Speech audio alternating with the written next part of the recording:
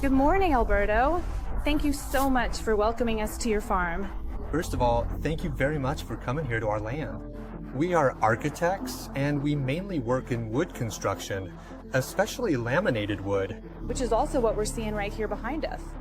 Yes, this is our plantation, and this particular plot is a demonstration plot, a parcel within the group where we experiment with different poplar clones. How'd you decide to use industrial hemp for your project? It comes from the need to also make the space between our planting frames profitable. We have 5 meters between the axes of the poplars, and that land could also have another use, parallel to the growth of the poplars. Poplar takes about 10 years to reach harvest for industrial use, so we considered using other crops in the meantime. And that's where the connection with hemp came in. It provided benefits through its root system in connection with the poplar. This improves things like carbon absorption and the uptake of chemicals that have built up in our soils over time, such as chemical fertilizers and pesticides. And all of that ends up accumulating in the soil. What hemp does is act like an extraction pump. It absorbs these substances through its roots and into its fibers. So what happens is that it decontaminates the land together with the poplar, which also serves that purpose, and both benefit from it. And then their root systems become interconnected, the poplar with the hemp, and they establish connections to defend against pests and insects that come and might bore into them. If something could affect the poplar, the hemp roots interact with the poplar, acting like a kind of medicine, so to speak. They interact with each other and help protect against future pests in a more resilient way.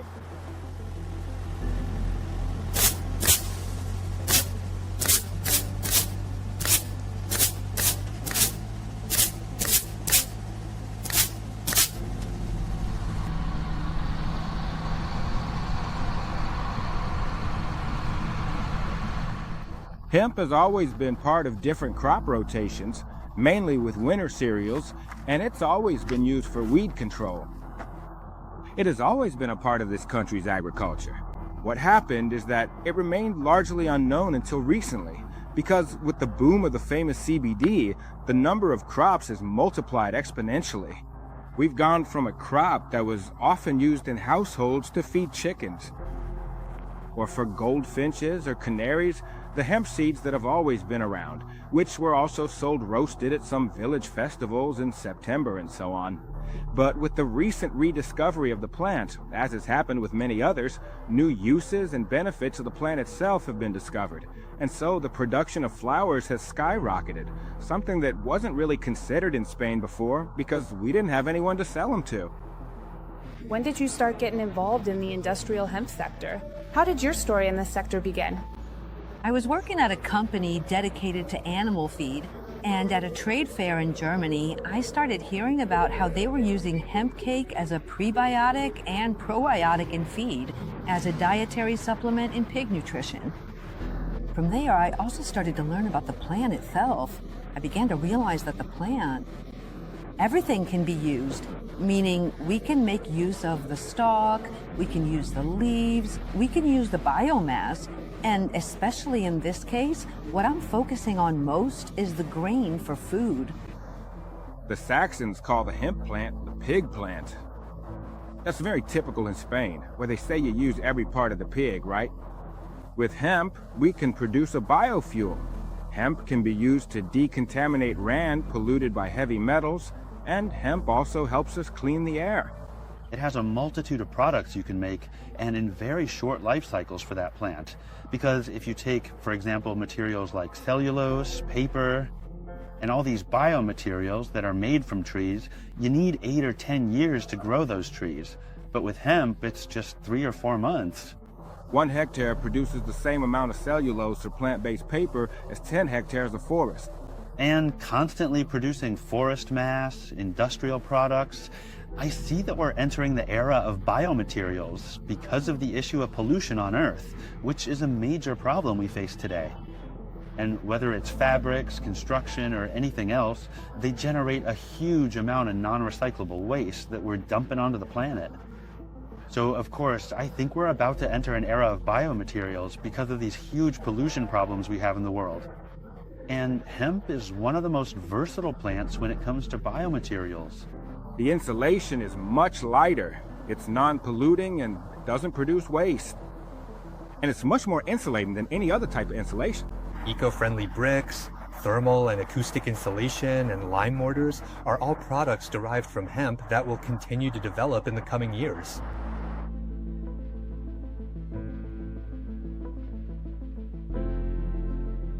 Unfortunately, in recent years, over the last 3 or 4 years, the cultivation of hemp has been relaunched exponentially, but mainly for flower production.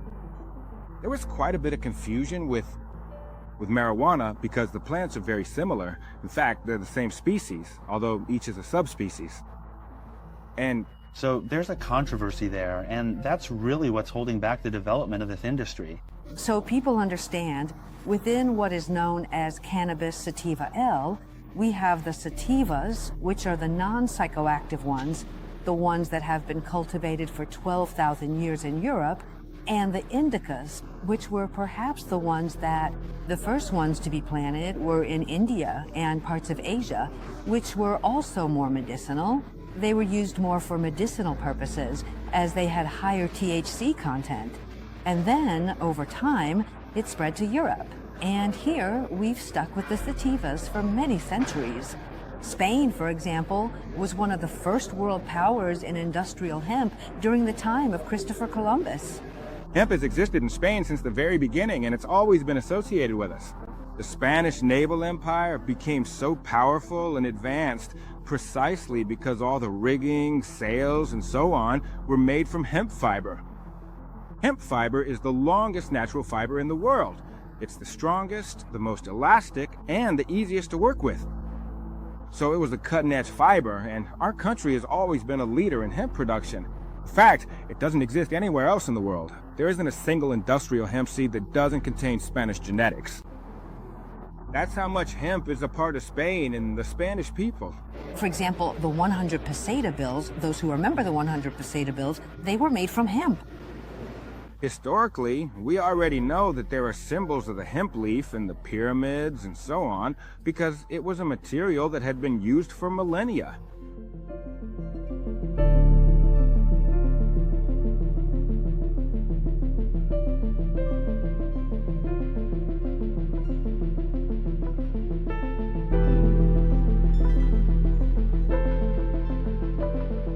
At first, I started a project with an agricultural cooperative in Galicia because I was interested in finding a way to reactivate some family land we had there, and these villages that are so abandoned in rural Spain, how to rekindle that connection a bit. Crops, new technologies, new projects, and to promote everything related to rural life. Seeing the way things were going in rural areas, how more and more people were leaving the countryside, how the land was becoming increasingly degraded, and how agricultural activity was being lost, I started thinking about what could be done in the future to reactivate agricultural activity in the village. At first, we grew hemp for biomass. The first thing we did was try it out on one of the family's plots. A small piece with industrial hemp seeds. And from there, it went really well, it grew perfectly, it developed very well. It's a crop that doesn't require much special attention. It's very easy to grow. And those were the first two products. On one hand, seeds, and on the other, hemp biomass.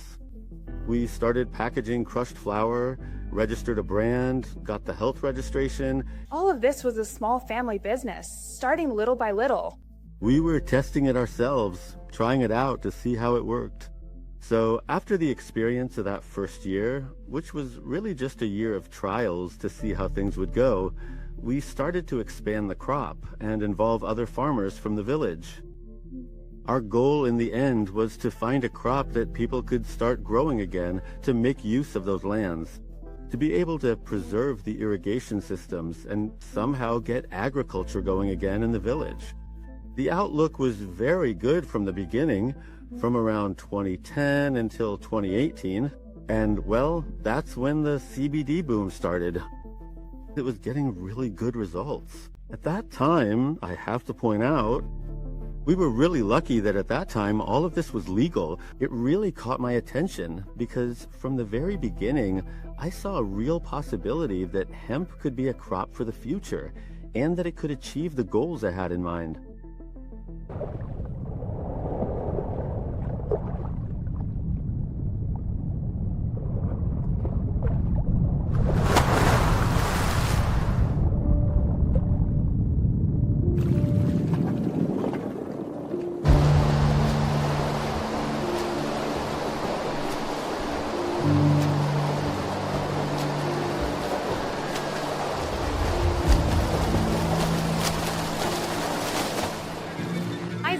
Thank you so much for your time and for having us. And on top of that, you're welcoming us at a swimming pool, which is really symbolic considering your career. So I'd like to start by talking a bit about your relationship with sports. What have you done for a living, and what's the story behind the swimming pool? I broke my arm in 3 places back in the day, and they told me I wouldn't be able to move it, that my arm would be almost paralyzed. And in the end, my parents, whom I'm grateful to, they signed me up to learn how to swim better. I started at a club called El Olimpo, and that's where I took my first steps in the world of water sports. After that, I became a swimmer. And then, together with 2 other people, we started a club called Club Natación Santa Coloma, and that's where I began playing water polo. Within the world of water polo, I've kept moving up as a professional player, and from there I also moved into refereeing, since I was also a national water polo referee and have been to a few world championships. I'm still currently involved in the sports world as a water polo referee and also as a sports nutritionist. Xavi, I'd like to know how you went from being an elite athlete, referee, and nutritionist to working in the pharmacy sector. And in the end, it's all about human sports nutrition. And eventually, I got into the world of pharmacy. So in 2021, I started a lab called Kinese Vital. And then my technical director, Andrea, said she had studied hemp plants at a medical research center because they have so many benefits. That's why we've gotten into the world of CBD. I understand that your flagship product is the CBD patches. So I'd like you to tell me a little more about it. It's a utility model approved by the Spanish Patent and Trademark Office. And they're completely transparent, waterproof patches that you can use in water. Elite athletes, tennis players, water polo players, triathletes, they contain isolated CBD, free of impurities, and also have an intelligent micromembrane. It releases the CBD gradually over 24 hours, both dermally and transdermally. I'm going to make a mental note. Why don't they let me or let us advertise the benefits of CBD? I suppose it's also because there's a lot of confusion and people don't really understand the difference between hemp and marijuana or between CBD and THC. In the end, it doesn't have THC, it's not psychoactive, and it doesn't cause dependency. It's also recommended by the World Health Organization. I'm not the one saying it, nor are those of us in the industry. That's what the highest health authority says.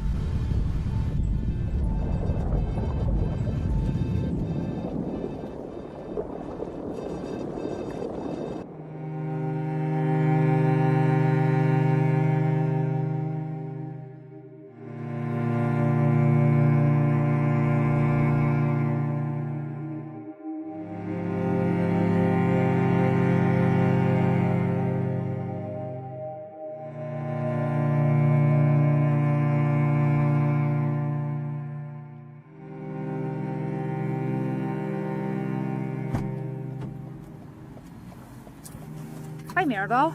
Hi, how are you? Look, I brought you a coffee. Thank you. It Hits the spot in the morning. sure does. Especially after a day like yesterday. That's what I was going to ask you. How are you? How did it go? Well, all things considered, the experience was, I would say, a bit too tough. When did you go on? I went in on October 29th. And what's that like? I have no idea, because in the end, it's not really a prison, right? No, it's a social reintegration center. Since I don't have a record, of course, it's like they put you there and it's a punishment, and honestly, it's just like a prison. Right now, for example, I go out to work. Every day I leave at 10 in the morning and come back again at 11 at night. So every day I have to go out to work and then come back in to sleep. And how? You handle it with your kids and everything? That's it. The hardest part is the kids, for example, because of course having to leave your home and go sleep somewhere, they won't be, and they're waiting for you. And not being able to sleep with them and all that, well, of course, it's a bit tough. And even more so, not being able to take them to school either. And how do they feel? How are they seeing the situation? Have they said anything to you? They're having a bit of a hard time with it. The thing is, they don't really know where I am. Because honestly, with the whole industrial hemp thing, I never in my life could have imagined I would end up here. Aside from that, you told me you're still working at the shop. Exactly. I'm still working at the shop, still selling CBD, both in cosmetics and in flowers, and I'm still living as normal a life as possible under the circumstances. And how is it, but right, that's what I don't get, you know? Because in the end, if they've locked you up, put you in this situation, but even so, for hemp, for CBD, they still let you sell it. They let you go to work. Exactly. It's kind of a paradox, isn't it? Exactly. But that's Spain. That's the law we have. And I can't really understand it either, because honestly, it's like we're in a game of Squid Game. I mean, it's kind of like a line. If you even step a little over it, you're done for. Like, it's as if you just get lost. For example, I bought CBD with an invoice, I paid taxes on it, and the tax office definitely got their VAT from it. You bought it from a company, too. Exactly. And of course, it's like a legal loophole, you know? It's something really weird, really strange. Because if I buy something with that, if I buy something so legally, why do I now have to serve a sentence? If you're doing something illegal for which you're serving a sentence, but at the same time, in the meantime, they allow you to continue doing it.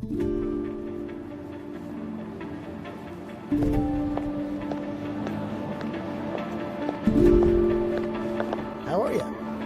Hello? Very well. And you? Fine too. Okay, I know. You're coming from a trial, right? How's it? Going? Good. A bit feisty, as I say, because they keep arguing that the flower is banned just for being a flower, regardless of its THC level, which sooner or later has to change, right? It's like treating a bottle of whiskey or something. A bottle of water, which makes no sense, treating it the same just because of the format, just because it's a bottle. Criminal law applies when a substance is a drug, meaning, to put it simply, it gets you high. In other words, it's psychoactive. And that's the key point, and that depends on the THC level. But anyway, let's hope justice is served, and the judge makes the right decision, which is acquittal. Let's hope, because sometimes that happens. You've had some positive cases. Well, yeah, no, generally they end well. Yes. But of course, it's not just about how they end, but also how they start, right? Because they cut off business projects with a lot of investment. Because maybe you get acquitted after 2 or 3 years. But what happened in the meantime? The crops are destroyed. The material is lost. That's exactly what I came to talk to you about. If you want, we can go inside and I'll try to explain. I'll try to clear it up, okay? Because it's a confusing topic. You're a reference in the industrial hemp sector. Thank you. How did you get started in all of this? Well, my team, our firm, and Broxenbaird, we've specialized in public health and in, let's say, especially in natural substances. I live in an area where hemp has traditionally been cultivated. Hemp has been grown in many places. In fact, it even became a regulated product, to the point where the state controlled its price because of how important it was to the economy. In the area where I live, the footwear industry also started with industrial hemp. And in that context, there's now a new wave of industrial hemp cultivation. The first people who started marketing it came to us for advice. We also address environmental issues, and we believe that hemp is a plant with many uses. And you probably also know the story, that possibly the prohibition and demonization of the cannabis plant in general often comes from economic reasons, not from reasons of utility or scientific grounds. The year 1961, specifically. Yeah, it's been years since then, more than half a century. Tell me. What's your opinion about it? And why are we still talking about that convention? This is from the Middle Ages, as a journalist friend of mine always reminds me, but really it is from the Middle Ages. The preamble of the Vienna Convention, the introduction says, for physical and moral health. I mean, okay, physical health, sure, but moral health, what is morality? Morality shouldn't be part of the law, especially not criminal law. I mean, morality is not something that exists only within each person's skin. As Antonio Escohado used to say, from the skin inward, there is no state more sovereign than myself to decide what I want or don't want to do with my body. It remains the cornerstone that regulates the issue, and since it's quite imperfect, it leads to different interpretations. But, well, I think those are self-interested interpretations, because a clear conclusion can be drawn from the convention. The convention, in its Article 1B, regulates cannabis sativa L as the flowering tops and the attached leaves. That's where the interpretation by the prosecution and the authorities comes from. Just think, in 1961, THC hadn't even been discovered yet. THC was discovered in 1964 by Mechelen, a great researcher on the subject, and THC was regulated in 1971. In other words, the prosecution is using a literal interpretation, the flowering tops, of cannabis sativa L, regardless of whether it's industrial or not, when THC hadn't even been discovered yet. That is, the component with psychoactive effects. Besides, something that doesn't get you high can't be considered a drug. The Vienna Convention excludes industrial hemp in Article 28.3 and sets limits regarding the level of THC. What's the difference between the marijuana plant and the industrial hemp plant? The basic difference is the cannabinoid levels, specifically the amount of THC. Either it gets you high, to put it simply, or it doesn't. Specifically, at the European level, it's currently set at 0.3%, but according to international UN documents, specifically STNR 40, the preferred method for distinguishing them is the psychoactivity index. That is, the relationship between cannabinoids, because CBD specifically not only has no psychoactive effects, this was already stated in a 2018 report by the World Health Organization, but it actually counteracts the effects of THC. We believe that the limit could even be up to 2%. In fact, we've had cases with a genetically modified variety that contains 0% THC, and just because it's a flower, proceedings have still been initiated. We have documents in the association from 2012 and 2007 in which the head of the drug department at the Spanish Agency of Medicines, in writing to a judge, states that hemp flower that does not exceed 0.3% is not considered a criminal offense. Why? Because it is an agricultural product. When CBD started to become a thing and the flower began to be worth money and farmers started making money, the Spanish Agency of Medicines issued a circular stating that all hemp flower, regardless of its THC content, is illegal. And suddenly, overnight, they started arresting all the farmers in Spain. Because the crops have flowers just like any other crop. If I want to get a grain, or I want to get a seed, or I want to get a fruit, I first need to have a flower. Because we met with the regional director of the Ministry of Agriculture, and in Madrid on the same Atocha Street, there are several hemp flower shops. So before going into the ministry, I bought a couple of boxes of hemp flower with my receipt, and we went in to meet with her, and I asked, "Is this a drug?" I bought it 100 meters from the ministry's door.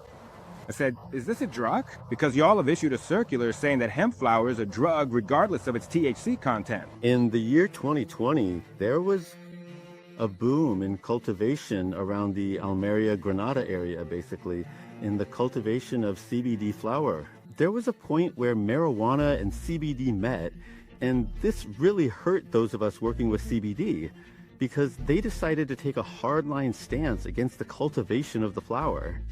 For us, it's hard to tell the difference. So to avoid problems, they cut it off at the root and said, if it's a flower, we won't allow it. Things were moving along, and honestly, even though, like I said, a lot of people got involved who shouldn't have, those of us who were doing things right, everything was perfect. Everything legal, keeping up with all the requirements, we were getting by. In Spain, since we were pioneers, there was no one betting on industrial hemp or anything like that, so I started getting clients outside of Spain. In the reports, during the first crops, we did 300 analyses on the 10 hectares. Each analysis cost 90 euros. And even in the crops, I remember that. At first, the civil guard and all that, when they came by, they would take pictures with us because the plant looks a lot like cannabis. And I always had the analysis and everything because I didn't want to do anything illegal. And we started operating, and all of a sudden, out of nowhere, we got a notice saying we couldn't package any more flowers. In Spain, there are more than 2,500 points of sale for industrial hemp flower, as long as the flower is produced in another European Union country. But if a Spanish farmer wants to produce the flower, they get arrested. They take me to court, they seize my assets. All of a sudden, like I said, the bank, Google ads, when I tried to run ads, Google would block them, and they took away my payment gateways. When all these problems started, we had to start letting people go. We had freelance laborers, but they were hired by the companies. I think there were 7 people. It was the post-COVID era, and we thought it was a good idea to plant hemp and create our own brand with our own flowers. So what happened? We took a huge hit, because just when the plants were ready to harvest, I went to Switzerland to a trade fair to try to do international business, make contacts, and as soon as we started harvesting, that's when everything began. There wasn't a single day when a colleague didn't have their crops sealed off or ended up in jail or something like that. Why do I have to buy the product and package it somewhere else if I'm the producer? That way I don't have any margins.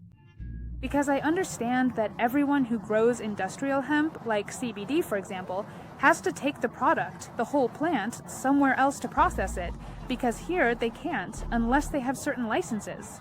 Because the Spanish Agency of Medicines, besides lying, and I say it clearly because they lie in their circulars, okay? They've shown an excessive interest in controlling a product over which they have no authority, because we all have to work on equal terms. But the reality is different. The reality is what I'm telling you.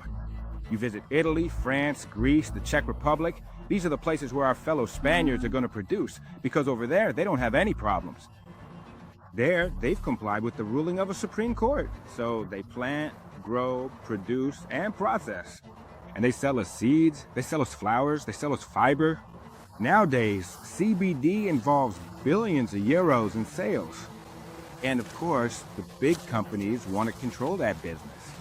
And Spain is losing a lot of money by doing it this way. Because in the end, whoever wants to process it goes to another country and pays in another country. So if we lived in other countries, we would have protection and guarantees that we are working. Because in the end, a job and a business are an enormous and constant sacrifice every single day. We are basically married to this company. And on top of that, we also have to be worrying about what if tomorrow? What if tomorrow? So here, the opportunity came up for someone in Spain who apparently had all the legal requirements, and it's been proven that this is true. What happened? Well, we made another investment to process the flower, and when everything was already bagged, they sealed it all up. To this day, it's still sealed, so we lost hundreds of thousands of euros. So many people affected in so many parts of Spain. People who have done everything right, who bought certified seeds, who registered their crops with Regipa, who paid their invoices with that, who informed the civil guard that they were growing hemp, are being arrested. Well, they came into my shop, the civil guard came in, they saw the CBD, and at no point did I refuse to store the CBD, since it's not something I bought illegally. So I wasn't afraid at all. The thing is, of course, I was planning to launch my own CBD brand. While I was waiting for the paperwork and all that, since I had my invoice, the company's lab reports and everything, I wasn't worried at all. I had nothing to hide. So when they saw the CBD, didn't arrest either me or my husband because they saw that everything was completely legal. So the only thing they did was take it away to analyze it. So when they analyzed it, they saw that instead of showing 0.2 or 0.3, it came out as 0.6. They told us there could be a possible margin of error in the lab results. And did they allow you to do a counter-analysis? No, they didn't let us do any counter-analysis. And what did they tell you? What did the judge say? Because it's 0.6, do they consider that marijuana? That's right, because it's 0.6. They already consider it marijuana. And are we talking about drug trafficking? Yes, exactly.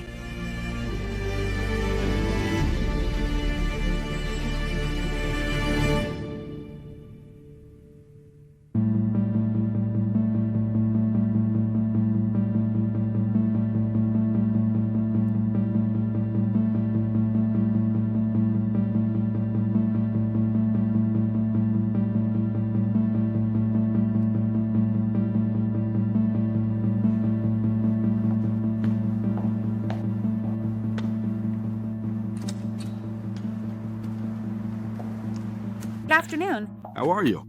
You're Medcan, you're at home. Medi? Thanks. Let's get to it. Right now in Spain, CBD is only recognized at a cosmetic level. Obviously, the best way to take CBD, and the most effective way, is by taking it in drops. But doctors can't tell you to put a cosmetic in your mouth. So how do patients get access to CBD or cannabis in any of its forms? More and more doctors, even if they don't dare to prescribe it themselves directly, which I insist is happening more and more, refer patients to the clinic so that we can provide them with the proper support there. Without a doubt, the range of patients who can benefit from CBD goes from children as young as 3 or 4 years old, and we're even talking about newborns, because it's being discussed that CBD is a very important neuroprotective agent, because it has an anti-inflammatory effect, all the way to people with dementia, Alzheimer's, and other age-related problems. So what are we seeing? Well, that the anti-inflammatory properties of CBD work very well for the issues that people with autism experience, such as restlessness, pain, and difficulty interacting with other people. We find that we have colleagues who are working with the Spanish national boxing team, especially in contact sports, because as has been demonstrated and clearly proven in the American market, more and more people are turning to CBD to shorten the recovery period from their injuries and to improve their mood and psychological performance thanks to its capabilities, to help with anxiety and stress issues. We are using CBD for anxiety caused by substance abuse, such as cocaine or heroin, and with good results. It's clear that pharmaceutical companies have already set their sights on cannabis, and it's obvious they want to dominate this sector. It's clear that there are already medications. Epidiolex is a medication made of 99% synthetic CBD, which is used for specific cases of refractory epilepsy, and it has been shown to be an effective method for fibromyalgia, to reduce the pain of fibromyalgia, which is a very significant disease and still has very little explanation today. There are a lot of studies working on all these modern illnesses, anxiety, stress. If a patient comes to your Medcan clinic, what is the procedure? Because in some places they tell you to take 3 drops and others 10 with one concentration or another. How do you do it, and what would be the right way to do it? Look, we have developed a series of protocols based on the number of patients we've treated. Over 10,000 in recent years, I should stress. First and most importantly, a patient will never be seen at Medcan unless they have provided medical documentation from what we call general medicine prior to the visit. These general medicine reports, first of all, guarantee that the person has tried to treat themselves with other methods, has had access to what we would call adjunctive medicine, and has not found a solution that satisfied them. Therefore, they begin a cannabinoid-based treatment with good intentions. Second, screening is performed. This is absolutely crucial regarding conditions that could cause problems or side effects related to cannabinoids. However, when it is necessary to use full-spectrum cannabinoids, a medical visit is absolutely required. Why? Because even though cannabis for therapeutic purposes is not prosecuted or penalized in Spain, it must still be supervised by a doctor who is an expert. The endocannabinoid system, could you briefly explain it to us? How does it work, and how does CBD and THC interact with this system? To explain it in a more casual way, because technically it's quite complex, it's a system made up of molecules that interacts with the body's receptors. Basically, it significantly helps us to effectively modulate a person's overall condition so that there is considerably less tension present within their body. What do you think about the lack of regulation in Spain regarding CBD treatment and cultivation? How do you see it? I insist because it needs to be emphasized. We're still working with a regulation from 1967. It's a regulation that was created for agricultural aid purposes. And this is the regulation that's still in effect in this sector today. This is terrible. I mean, from 67 to today, we've made so much progress. It just doesn't make any sense. So when you come across nonsense, the results are also nonsense. You find plantations that can actually prove a 0.2 or 0.3% THC content with a high percentage of CBD, which is also antagonistic to the effects of THC. You can see there's an intention to persecute.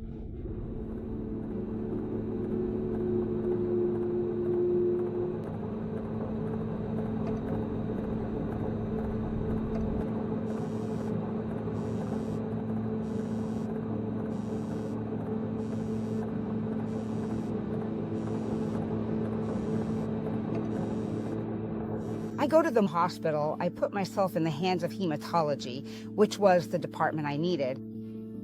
The whole month of July was test, almost every day. And on August 3rd, 2017, they call us and tell us we have to come in for the results. We go there, and the doctor tells me that I have cancer in my lymphatic system, spread throughout my whole body, stage 4. And that there was no cure. They tell you that straight up. Look, you're going to be a chronic patient for life. You're going to have to spend your life hooked up to chemotherapy, and that's all we can do for you. No, this will slow it down, but at any moment it could come back because you're at a very advanced stage. So, all right, chemotherapy it is.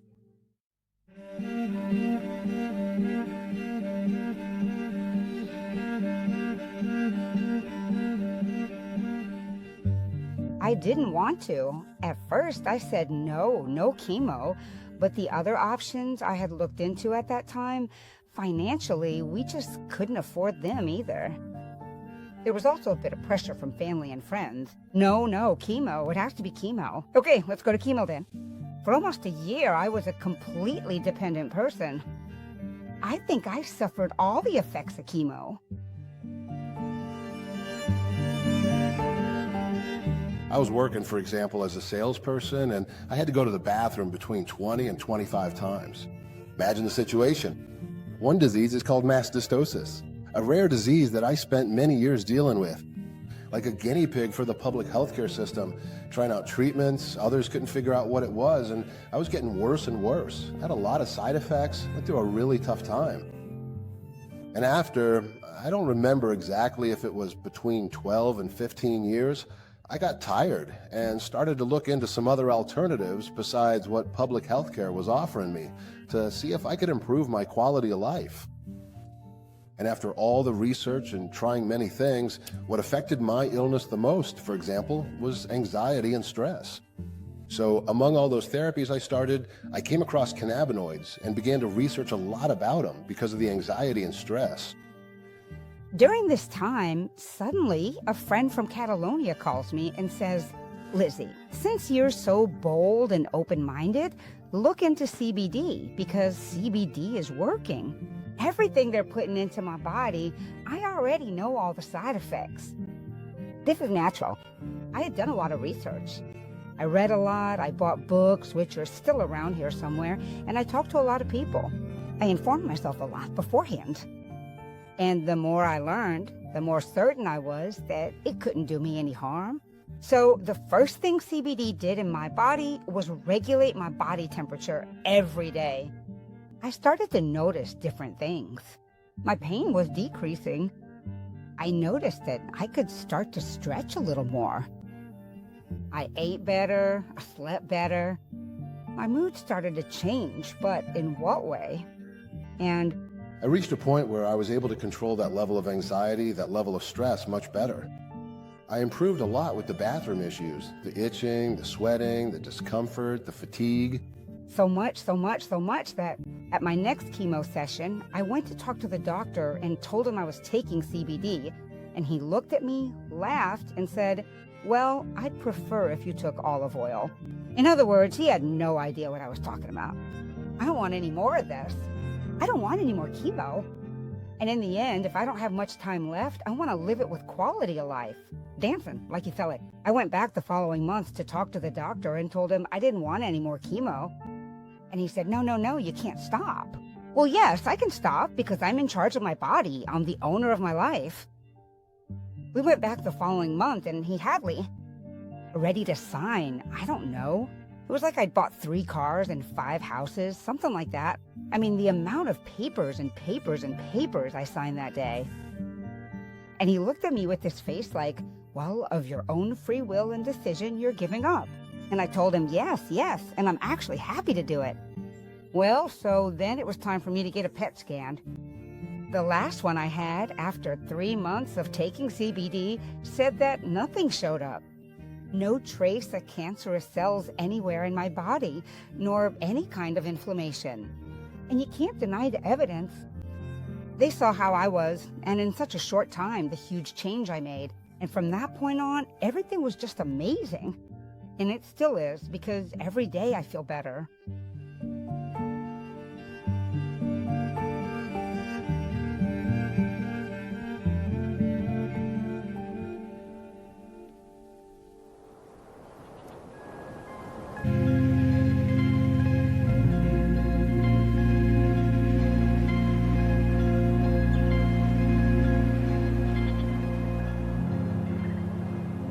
And above all, what we need is regulation. That gives all of us farmers security. No farmer should ever go to jail again for growing industrial hemp. In the short term, we're in the thick of the fight, because now the trials are coming from the wave of persecution against industrial hemp crops. But I hope that during this process, no more people will have to go to prison, as has already happened, and as there are already people in prison. And hopefully the situation will become clearer with these Supreme Court rulings, at least as a bare minimum. It makes no sense that it's perfectly legal in Switzerland, yet it's persecuted in Spain. For the same people, it's the same plant, and the effect, the result, is the same. I mean, it just doesn't make any sense at all. The only thing that needs to be done to improve hemp cultivation is for all public institutions to classify and consider it for what it really is. An agricultural product and nothing more. Just letting farmers work in peace and letting shops make a living in peace? Wouldn't that be enough? And from there needs to be a willingness to make people aware of the possibilities that hemp offers. In fact, the regulations are more about providing subsidies than about defining what is legal or illegal. It's a historic crop here in Spain and in other countries, and especially in Granada. The idea was to bring back something traditional in an innovative way. By explaining this, we have gained the acceptance of our regulatory body, the Agricultural Department and the Junta de Andalucia, for which we are grateful in that regard.